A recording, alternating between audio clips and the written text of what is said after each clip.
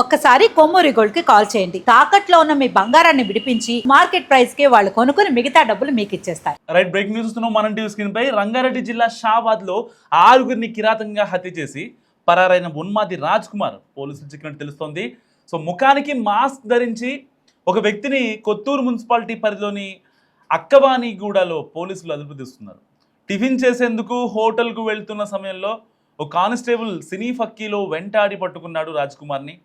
ఇతడు షాబాద్ హత్యల కేసు నిందితుడు రాజ్ కుమార్ అనే ప్రచారం జరుగుతోంది. తనపై పోక్సో కేసు పెట్టారన్న కోపంతో షాబాద్కు చెందిన రాజ్ కుమార్ అనే వ్యక్తి మైనర్ బాలికతో పాటు ఆమె తల్లి, ఆమె నానమ్మ, తన భార్య, 2 కుమారులను కత్తితో పొడిచి 60 పోట్లు దింపి పరారైన సంగతి అందరికీ తెలిసిందే. సో ఈ ఘటన తెలుగు రాష్ట్రాల్లో తీవ్ర సంచలనంగా మారింది. సో అతన్ని పట్టుకునేందుకు గాలింపు చర్యలు చేపట్టాయి పోలీసు బృందాలు. దాదాపుగా 14 టీంలు ప్రత్యేకంగా ఏర్పడ్డాయి. సో అయితే హత్యల తర్వాత నిందితుడు తిమ్మాపూర్ రైల్వే అండర్ పాస్ సమీపంలోని ఒక వెంచర్ గేటు ముందు కారును వదిలేసి పరారయ్యాడు. ఎందుకంటే ఫ్యూల్ అయిపోవడంతో అప్పటికే తెల్లవారుజాము వరకు అటు ఇటు తిరిగాడు. కానీ ఎక్కడ కూడా ఎటు వెళ్దామో అర్థం కాలేదు. అక్కడైతే ఆ తిమ్మాపూర్ స్టేషన్ దగ్గర అయితే ఆ ట్రాక్ ఉంటుంది కదా, ఆ ట్రాక్ దగ్గరికి వెళ్ళిన తర్వాత కూడా కాస్త ఆలోచించాడు చచ్చిపోదామని. సో ఇంతమందిని చంపేశా, నన్ను దొరికితే మాత్రం వీళ్ళు ఉంచరు, నన్ను ఎలాగైనా సరే ఎన్కౌంటర్ చేస్తారని చెప్పి ఆలోచించి అక్కడి నుంచి పరారయ్యాడు. సో దాని తర్వాత ఒక ఎవరైతే ఆ అక్కవానిగూడలో వ్యవసాయ క్షేత్రంలోకి వెళ్ళి రోజువారీ కూలీలు ఉంటారు కదా, రైతులు కావచ్చు, ఆ కూలీలు కావచ్చు, వాళ్ళకు కూడా కనిపించాడు. సో కొంచెం తేడాగా ఉన్నాడు, సస్పెక్ట్గా ఉన్నాడు. సో వాళ్ళు అడిగారు అప్పటికే ఏ ఊరు మీది అంటే అర్థం పర్థం లేని సమాధానాలు చెప్పి అక్కడి నుంచి అంటే బయటికి వెళ్ళే ప్రయత్నంలో వెంటనే పోలీసులకు అలర్ట్ చేశారు. అలర్ట్ చేసిన తర్వాత వెంటనే రాజ్ కుమార్ని పట్టుకోవడం జరిగింది. దాదాపుగా 14 బృందాలు రంగంలో దిగాయి కేవలం రాజ్ కుమార్ కోసం.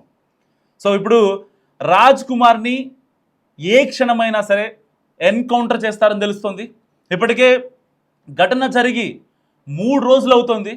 3 రోజుల నుంచి బాధితులు చెప్తున్న మాట ఒక్కటే, వీడిని కేసులు, కోర్టులు, అనవసరంగా పోలీస్ ఎనర్జీ యూజ్ చేసి ఆ ఫ్యూయల్ కూడా అంటే ఏదైతే ఆ పోలీసు వాహనాల్లో రాజ్ కుమార్ని కానీ నిందితుడు కానీ తీసుకెళ్తారో ఆ ఫ్యూయల్ కూడా, ఆ ఆయిల్ కూడా బొక్కేనంటూ వాడిని ఇమీడియట్గా వాడిని ఎన్కౌంటర్ చేయండి అంటూ బాధితులు నెత్తి నోరు బాదుకుంటున్న పరిస్థితి. సో మరి ఇలాంటి నేపథ్యంలో నిజంగా రాజ్ కుమార్ని ఎన్కౌంటర్ చేయాలా వద్దో మస్ట్గా కామెంట్ చేయండి. ఎందుకంటే కరెక్ట్గా హాఫ్ అన్ అవర్ గ్యాప్లో 11 నుంచి 11:25 వరకు 6 హత్యలు చేశాడు. 1 కాదు 2 కాదు, ఒకే కత్తి దాదాపుగా 60 కత్తిపోట్లు ఏదైతే పోక్సో కేసు పెట్టారని. సో ఆ అమ్మాయిని మళ్ళీ బలవంతంగా అనుభవించి ఆ అమ్మాయిని పెట్టరాని ఇబ్బందులు పెట్టి వాళ్ళ అమ్మని అడ్డొచ్చారని వాళ్ళ అమ్మని, వాళ్ళ నానమ్మని, వాళ్ళని కూడా చంపేసి ఎట్టి పరిస్థితుల్లో ఇక నాకు ఎదురు తిరిగారు కాబట్టి ఉండకూడదు వీళ్ళని చెప్పి వాళ్ళందరిని లేపేశాడు. సో దాని తర్వాత సరిగ్గా అదే రోజు రాత్రి 11:25 ఇంటికి వచ్చి అయితే ముగ్గురిని అనంతలోకాలకు పంపించాడు కదా, పంపించిన తర్వాత అతని సొంత ఇంటికి వచ్చి షాబాద్ దగ్గర వాళ్ళ ఆవిడ్ని బయటికి రమ్మని చెప్పి కొడుకుల్ని చూడాలనిపిస్తుంది అని చెప్పాడు. సో అర్ధరాత్రి 11:20 అంటే చిన్నపిల్లలు పడుకుంటారు కదా. సో ఆల్రెడీ ఆ అమ్మాయి ఎప్పుడైతే ఏంటి ఈ టైంలో ఎంత హడావుడిగా వచ్చి పిల్లలను చూడాలనుకుంటున్నాడని చెప్పి కాస్త నిర్ఘాంతపోయింది ఒకసారిగా. ఎవరైనా ఆ టైంలో అంటే చూడాలనిపిస్తుంది అంటే కొంచెం అంటే అనుమాన పడతారు. చూస్తేనేమో చేతిలో కత్తి ఉంది, ఒంటి నిండా రక్తం ఉంది. ఏదైతే వాళ్ళ నానమ్మ, ఆ యొక్క అమ్మాయి ఉంది కదా, వాళ్ళ నానమ్మని వాళ్ళ అమ్మ ఆ పేగులు బయటకు తీసి ఆ మైనర్ బాలిక మెడలో వేశాడు కదా. సో చేతులు అంటే రక్తం అనమాట. సో ఇలాంటి నేపథ్యంలో కాస్త ఆవిడ భయపడింది, ఏం చేస్తాడో ఏంటని చెప్పి. ఎప్పుడైతే పిల్లలు అని చెప్పి అనేసరికి ఆవిడ లోపలికి వెళ్తుందో సరిగ్గా ఇంటి ముందు గుమ్మం ఉంటుంది కదా, ఆ గుమ్మం దగ్గర తన మెడ మీద 10 కత్తిపోట్లు దించాడు. వితిన్ ఫ్రాక్షన్ ఆఫ్ 1 minute, 1 నిమిషంలో 10 కత్తిపోట్లు దింపాడు. అండ్ దాని తర్వాత లోపలికి వెళ్ళిన తర్వాత వాళ్ళ పిల్లల్ని కూడా అత్యంత దారుణంగా చంపేశాడు. ప్రైవేట్ పార్ట్స్పై ఎక్కడ పడితే అక్కడ, అంటే మళ్ళీ వాళ్ళు ఎక్కడ బతుకుతారో అని చెప్పి ఆల్రెడీ స్టార్టింగ్ అయితే అక్కడ ఉన్నటువంటి పిల్లోస్ ఉంటాయి కదా, ఆ దిండ్లతో వాళ్ళకి ఊపిరాడకుండా చేసి మళ్ళీ వాళ్ళు ఒకవేళ ఒక పొరపాటున చనిపోలేదేమో అని తర్వాత మళ్ళీ ఇబ్బంది పడతారనో లేదంటే ఇంకోటో లేకపోతే వాడు తాగునడో ఆ మత్తులో చేశాడో ఏంటో అర్థం కాదు. అంటే కన్న కొడుకుల్ని కూడా చంపుకోవాల్సిన అవసరం ఎందుకు వచ్చిందని ఇప్పుడు చాలామంది మాట్లాడుకుంటున్నారు. గతంలో మనం చూసాం చర్లపల్లి కేసు విజయారెడ్డిది. ఆవిడ పడే ఇబ్బంది, పడ్డ తాపత్రయం, కుటుంబం కోసం పడ్డ తాపత్రయం, ఇప్పటిదాకా ఫ్యామిలీ కోసం ఆవిడ భరించిన అయితే ఒత్తిళ్ళు కావచ్చు, వాటన్నిటినీ దాటుకొని చాలా రోజులు ఉంది. అండ్ దాని తర్వాత ఏం జరిగింది, వెళ్ళి పిల్లల్ని కూడా తీసుకొని వెళ్ళి ఆ యొక్క ట్రైన్ ముందు పడిపోయింది. అంటే ఆల్రెడీ భర్త ఎక్కడో ఉన్నాడు, ఇక్కడ కొన్ని గొడవలు అవుతున్నాయి. సో ఆ స్ట్రెస్ కంప్లీట్గా తీసుకోలేకపోయింది. కాబట్టి నేను చనిపోతే నా పిల్లల్ని ఎవరు నా అంతగా చూసుకోలేరు అనే ఒకే ఒక్క ఉద్దేశంతో ఆ అమ్మాయి అక్కడ చేసింది.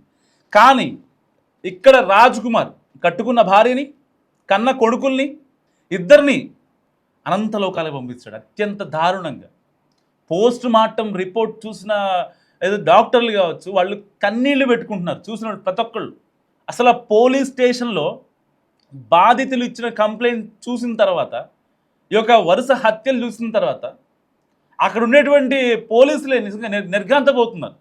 నిజంగా ఇలాంటి వాడిని ఏం చేయాలి? ఎన్కౌంటరే కదా. దేనికోసం అంతా ఏం సాధించాడు? ఇప్పుడు కేవలం పోక్సో కేసు పెట్టారనే ఒకే ఒక్క ఇదితో వాళ్ళని రూత్లెస్గా మర్డర్ చేసినటువంటి వ్యక్తిని ఎన్కౌంటర్ చేయొద్దా? నిజంగా అంటే 3 రోజుల నుంచి ఈ ఘటన జరిగినప్పటి నుంచి కూడా వాళ్ళ బంధువులు చెప్తుంది ఒకటే, అసలు వీడిని టైంపాస్ చేయొద్దు, నిజంగా వీడిని టైంపాస్ చేయడం అనవసరం అని చెప్పి మాట్లాడుతున్నారు. ఒకరిని కాదు, ఇద్దరిని కాదు, హాఫ్ అన్ అవర్ గ్యాప్లో 6గురిని అత్యంత దారుణంగా ఒకే ఒక్క సింగిల్ కత్తితో 60 కత్తిపోట్లు పొడిచి అత్యంత దారుణంగా వ్యవహరించాడంటే వాళ్ళ పేగులు తీసి ఆ అమ్మాయి మెడలో వేశాడంటే. బేసిక్గా చనిపోయిన వాళ్ళు మెడలో ఏం వేస్తారు? పూలదండ వేస్తారు. కానీ వీడు చేసిన పని అంటే తెలుసా? పేగులు వేసాడు. మరి నిజంగా మరి వీడిని చంపొద్దా? మళ్ళీ ఇప్పుడు పోలీసులు అనుకుంటుంటే ఎన్హెచ్ఆర్సీఓ లేకపోతే ఇంకొకళ్ళు హ్యూమన్ రైట్స్ అని వీళ్ళు ఎంటర్ అవటం అంటే మరి బాధితులకి న్యాయం ఎలా జరగాలి? అయితే వాళ్ళ రాజ్ కుమార్ వాళ్ళ వైఫ్, వాళ్ళ బంధువులు ఎవరైతే ఉన్నారో వాళ్ళంతా కూడా ఒకటే చెప్తున్నారు, నా కూతురు నా మనవళ్ళని ఎక్కడైతే అంత్యక్రియలు చేస్తున్నారో అదే ప్లేస్లో వాడిని ఎన్కౌంటర్ చేయాలి, అప్పుడే వాళ్ళ ఆత్మ శాంతిస్తుంది. ఇంతమంది ఆల్రెడీ కాళ్ళ మీద పడుతున్నారు చంపొద్దని. జరిగిందే జరిగింది. ఎందుకంటే ఆ అమ్మాయిని ఎంతలా వేధించాడంటే మామూలుగా కాదు. స్కూల్కి వెళ్ళే పని లేదు, కాలేజ్కి వెళ్ళే పని లేదు, ఎగ్జామ్స్ రాసే పని లేదు, ఏదైనా షాప్ దగ్గరికి వెళ్ళి ఏదైనా ఇంట్లోకి కావాల్సిన సరుకులో లేకపోతే కూరగాయలు తెచ్చుకునే పాపం లేదు. బయటికి వస్తే చాలు భయం భయం భయం. నిజంగా అంత భయంలో వాళ్ళు అంటే ఎలా బతికారో అర్థం కావట్లేదు. అంటే వాళ్ళు ఎంత నరకం చూసారో వాళ్ళకి మాత్రమే తెలుసు కదా.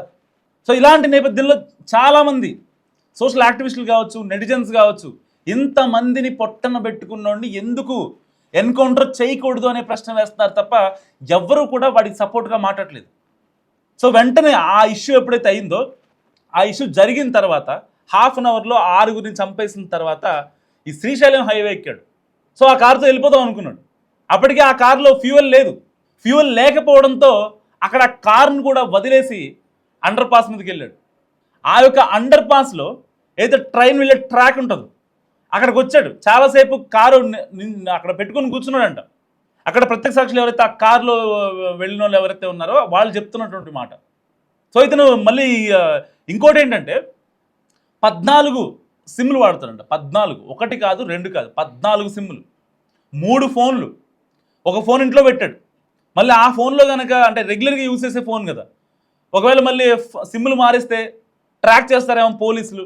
టెక్నికల్గా బుర్రవాడి మరి వాళ్ళందరినీ అంటే దారి మళ్లించడం కోసం వేరే ఫోన్ వాడుతున్నాడు.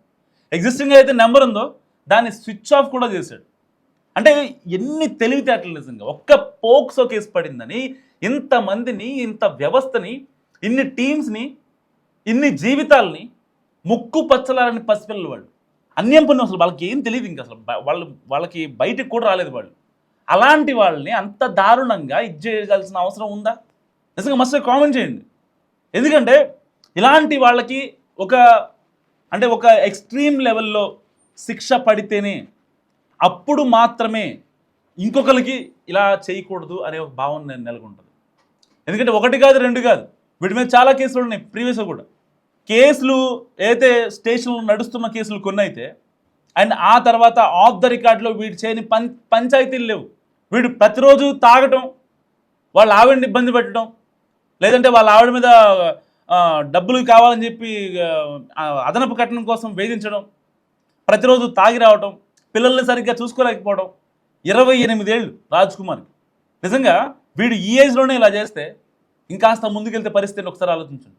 నిజంగా అడ్డొచ్చిన కూడా చంపేయాలి, వాళ్ళ మీద అంటే 20-30 కత్తిపోట్లు దింపాలి అనే ఆలోచన ఎంత క్రూరంగా, ఎంత వియర్డ్గా ఉంటే వస్తుంది ఆలోచన. వాళ్ళ పాపను తీసుకెళ్తుంటే వాళ్ళ అమ్మ వాళ్ళ నానమ్మ ఆపారని వాళ్ళని ఇష్టం వచ్చినట్టు చంపేశాడు. ఎంత దారుణం అసలు. ఇలాంటి వాడిని ఎన్కౌంటర్ చేయొద్దా? ఆ కొత్తూరు మున్సిపాలిటీలో ప్రతి ఒక్కళ్ళు మాట్లాడుతున్న మాట ఒక్కటే, ఎట్టి పరిస్థితుల్లో వీడిని ఎన్కౌంటర్ చేయండి, వాడు చేసిన రచ్చ అంతా ఇంత కాదు, ఇలాంటి వాడిని ఎందుకు టైం పాస్ చేస్తున్నారు. సరే పోలీసులు ఆఫ్ ద రికార్డులో లేదు ఇంకా దొరకలేదని చెప్తున్నారు. సరే మరి ఆఫ్ ద రికార్డ్ ఇన్ఫర్మేషన్ కరెక్టా, లేదంటే సోషల్ మీడియాలో జరుగుతున్నదా, లేదా నిజంగా పట్టుకున్నారా అనేది పక్కన పెడితే, పట్టుకుంటే వాడిని ఎన్కౌంటర్, ఏ క్షణమైనా ఎన్కౌంటర్ అనే వార్త మాత్రం ఇప్పుడు చాలా గట్టిగా వినిపిస్తోంది.